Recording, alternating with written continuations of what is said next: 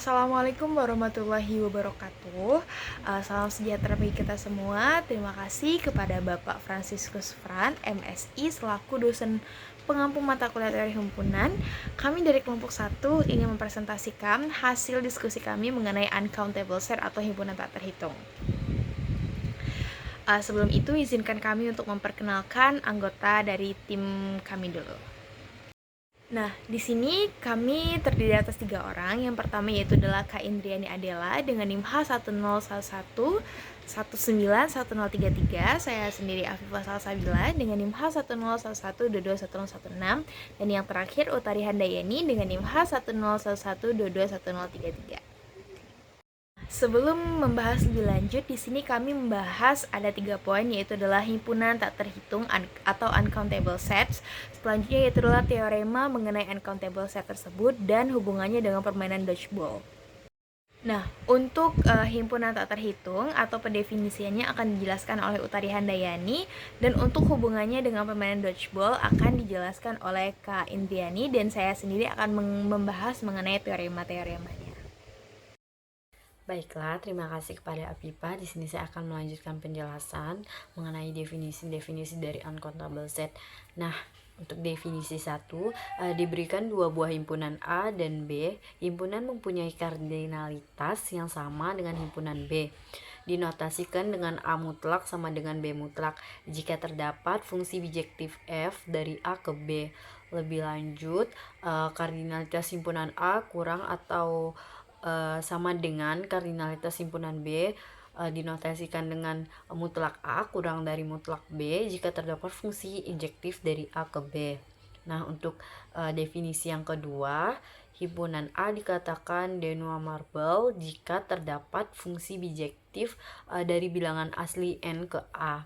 Himpunan A dikatakan terhitung jika berhingga, atau denumerable himpunan A dikatakan tak terhitung jika tidak terhitung. Nah, contoh himpunan terhitung, himpunan E 2N dengan syarat N elemen dari bilangan asli, atau himpunan semua bilangan genap merupakan himpunan terhitung. Hal ini dikarenakan terdapat fungsi bijektif dari F itu memetakan bilangan asli ke E yang didefinisikan dengan Fn sama dengan 2N untuk N bilangan asli. Nah, untuk contoh himpunan tak terhitung, yaitu himpunan bilangan real merupakan himpunan tak terhitung untuk membuktikan bahwa bilangan real merupakan himpunan tak terhitung jika menggunakan teorema Cantor. Nah, apa itu himpunan teorema Cantor? Himpunan pertama kali dikemukakan oleh seorang matematikawan Jerman, Georg Cantor, pada akhir abad ke-19. Cantor sendiri itu mendefinisikan himpunan sebagai hasil usaha pengumpulan beberapa benda yang memiliki suatu ciri pembeda tertentu dan dapat dibedakan sehingga menjadi suatu kesatuan. Suatu himpunan S dapat dihitung jika terdapat bijeksi F memetakan N bilangan asli ke S. Namun himpunan tak hingga yang tidak memiliki bijeksi disebut tak terhitung.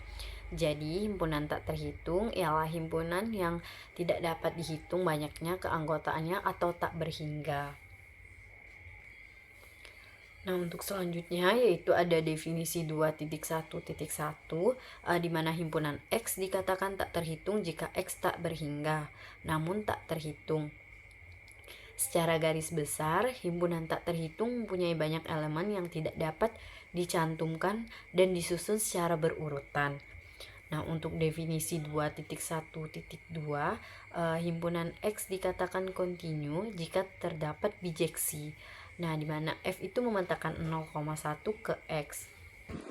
Baik, di sini saya akan membahas sebuah teorema-teorema yang mengenai uncountable set. Yang pertama, teorema 2.1.1 mengenai interval terbuka dari 0 sampai 1 adalah tidak dapat dihitung.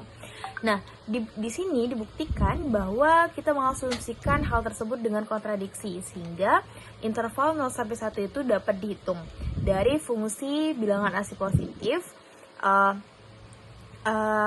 bijeksi dengan 0 sampai 1. Kemudian kita dapat menyusun semua elemen 0 sampai 1 itu secara berurutan dari A1, A2, A3 hingga AK. Dengan merepresentasikan bahwa AK itu adalah anggota dari 0 sampai 1 menjadi bilangan desimal. Jadi misalnya AK ini sama dengan 0, AK1, AK2 dan seterusnya. Karena AK1 itu merupakan bilangan pertama atau suku pertama dari AK. Nah, selanjutnya kita misalkan B itu adalah elemen dari 0 sampai 1, sehingga B itu dengan elemen 0,B1, B2 hingga BK. Dengan pada tampilan layar di atas ini, kita dapat mengetahui bahwa B ini berbeda dari AK. Nah, sehingga dengan alasan bahwa K elemen bilangan asli positif itu adalah desimal perluasan dari B, sehingga terdapat sebuah perbedaan. Nah, di sini kita sudah menemukan titik kontradiksinya, sehingga rentang 0 sampai 1 itu adalah bilangan tak terhitung atau uncountable set. Nah, selanjutnya itu adalah teorema 2.1.2. Nah, kita misalkan bahwa BK sampai CK itu adalah dengan K elemen bilangan asli positif, merupakan sebuah barisan interval tertutup tak kosong. Jadi, BK sampai CK ini adalah sebuah interval barisan, tetapi bukan himpunan kosong. Sedemikian sehingga seluruh K atau semua K adalah elemen bilangan asli positif dengan BK tambah 1 sampai CK tambah 1 adalah subset dari BK, CK. Nah, maka bahwa K ini adalah elemen dari bilangan asli positif dengan BK, CK bukan himpunan kosong. Nah, di sini ada contoh yang pertama yaitu adalah interval dari 0 sampai 1 adalah sebuah kontinu seperti 0,1 dan 0,1. Maksudnya 0,1 itu adalah 0-nya itu tidak ikut dan 1-nya itu adalah ikut, atau mungkin 0,1 itu adalah interval terbuka. Nah, bukti misalkan fungsi f itu adalah kita relasikan dari 0 sampai 1 dan bilangan tertutup, himpunan tertutup 0 sampai 1 ditentukan oleh rumus seperti yang ada di gambar ini. Nah, ini merupakan sebuah bijeksi dan kebalikannya seperti adanya inverse, sehingga interval 0 sampai 1 dan 0 sampai 1 dapat dianggap dengan cara yang sama. Nah, selanjutnya yaitu adalah bukti dari teorema 2.1.1. Nah, di sini sebenarnya sama seperti yang sudah kami sampaikan tadi. Mungkin di sini hanya ada beberapa perbedaan mengenai kaitannya dengan BK-CK. Nah, misalkan E adalah subset dari 0 sampai 1 adalah sebuah himpunan bagian terhitung dari 0 sampai 1. Sehingga E ini dapat kita representasikan sebagai E sama dengan X1, X2, X3 sampai XK. Nah, di sini kita perhatikan bahwa suatu titik X elemen 0 sampai 1 itu terdapat interval tak kosong, B, C adalah subset dari 0,1, sehingga X adalah bukan elemen dari BC. Nah, oleh karena itu kita dapat memilih interval tak kosong dari B1, C1 adalah elemen dari 0 sampai 1. Sedemikian sehingga X ini merupakan bukanlah anggota dari B1, C1. Ini secara induktif, misalkan kita ambil sebuah sebuah elemen N, anggota dari bilangan asli positif. Setelah memiliki interval tak kosong dari BK, CK, dari K sampai sama dengan 1 sampai M, sehingga XK ini adalah bukanlah elemen dari BK, CK untuk K sama dengan 1 hingga K sampai dengan M. Sedemikian sehingga bahwa BK tambah 1, CK tambah 1 adalah subset dari BK, CK untuk K sama dengan 1 hingga K sama dengan N-1. Di sini kita dapat memilih interval tak kosong, sehingga terbuktilah bahwa B N tambah 1, C N tambah 1 adalah subset dari BNCN. Nah, di sini seperti yang sudah saya sampaikan tadi mengenai bilangan desimal, di sini adalah sebagai ekspansi desimalnya. Nah, di sini misalkan kita ambil AK dengan K adalah elemen bilangan N positif, atau bilangan asli positif, sebuah barisan bilangan yang dipilih dari himpunan 0 sampai 9. Karena di sini kan sebuah satuan ya. Jadi bilangan desimal itu hanya berentang dari 0 sampai 9. Dengan sigma AK per 10 pangkat K dari K sama dengan 1 sampai tak hingga konvergen apabila kita bandingkan dengan sebuah deret geometri yang menjadikan jumlah alfa adalah elemen dari 0 sampai 1. Nah, di sini kita tuliskan A sama dengan 0, A1, A2, A3 hingga AK. Dan kita katakan bahwa ruas kanan adalah perluasan desimal dari bilangan real A atau bilangan real alfa. Nah, misalnya nih kita ambil 1/3 yang berarti 0,3333 atau mungkin 1/7 yaitu adalah 1,42857 dan seterusnya. Nah, di sini merupakan terdapat sebuah perluasan desimal dari bilangan A. Nah, ini sebuah proporsi. Setiap bilangan real alfa, elemen dari 0 sampai 1 mempunyai pemuaian desimal unik kecuali bilangan tersebut merupakan bilangan rasional atau bilangan alfa yang berbentuk m per 10 pangkat n. Nah, untuk beberapa m adalah elemen bilangan asli positif dan n adalah juga elemen bilangan asli positif. Dalam hal ini, alfa mempunyai tepat 2 desimal ekspansi. Nah, sketsa buktinya ada seperti gambar di bawah ini. Misalkan AK plus 1 dipilih dari 0 sampai 9 sehingga EK plus 1 dimaksimalkan sesuai batasannya sehingga EK plus 1 lebih dari sama dengan 0. Jika AK plus 1 kurang dari 9 maka EK plus 1 kurang dari 1 per 10 pangkat K plus 1.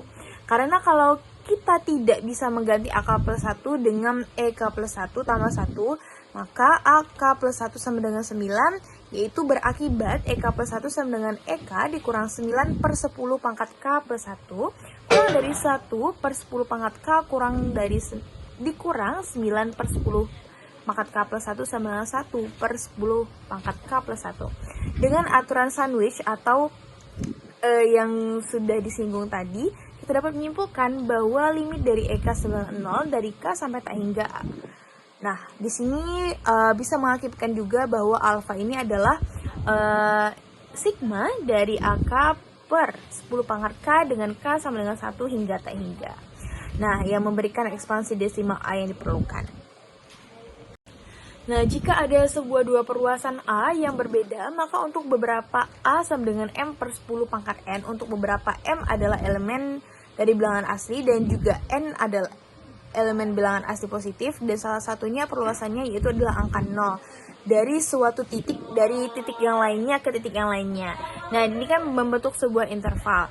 Dalam hal ini kita katakan bahwa perluasan desimal dari A berakhir. Nah, jadi sebagai contohnya itu adalah 1/2 itu sama dengan 5 per 10 atau mungkin 3 per 6 dan lain-lain.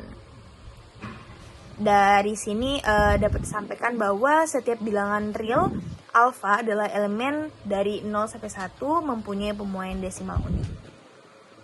Selanjutnya akan saya serahkan kepada teman saya. Baiklah, selanjutnya ada hubungan antara uncountable set atau himpunan tak terhitung dengan permainan dodgeball. Nah, di sini dodgeball adalah permainan untuk dua pemain yang dimana dimainkan dengan sebuah papan permainan yang memiliki susunan 6x6 untuk diselesaikan, di mana setiap pemain memiliki 6 putaran. Nah, dodgeball merupakan salah satu contoh himpunan tak terhitung, sehingga untuk mengatur strategi dalam memenangkan permainan tersebut yaitu dengan menggunakan sebuah strategi. Contoh pertama dari himpunan tak terhitung adalah interval terbuka dari himpunan nyata angka 0,1. Pembuktian bahwa interval ini tidak terhitung menggunakan metode serupa hingga strategi kemenangan untuk pemain 2 dalam permainan dodgeball. Terdapat strategi kemenangan untuk salah satu dari dua pemain. Artinya, ada rancangan di mana salah satu dari dua pemain tersebut akan selalu menang, yaitu dengan menerapkan strategi kemenangan menggunakan daftar bilangan real, yang dimana daftar bilangan real tersebut antara 0 dan 1, yang setiap bilangan realnya dituliskan sebagai bilangan desimal. Nah, dapat dilihat dengan di dalam himpunan kantor, itu untuk menuliskan bilangan real dalam bentuk desimal antara 0 dan 1 yang tidak ada dalam daftar 10 angka tersebut. Kemudian kesimpulannya yaitu dapat disimpulkan bahwa himpunan terhitung dan himpunan tak terhitung dapat dibedakan dari jumlah elemennya. Himpunan tak terhitung secara sederhana ditemukan dalam himpunan bilangan real. Permainan yang telah dipraktekkan di kelas merupakan penerapan dari uncountable set sebagai bukti nyata bahwa sebanyak tak hingga cara yang menjadi kemungkinan untuk menemukan pasangan dari permainan tersebut. Itu saja pembahasan dari kelompok kami yang membahas mengenai uncountable set. Terima kasih kami ucapkan. Kami akhiri. Assalamualaikum warahmatullahi wabarakatuh. Salam sejahtera bagi kita semua. Terima kasih Bapak.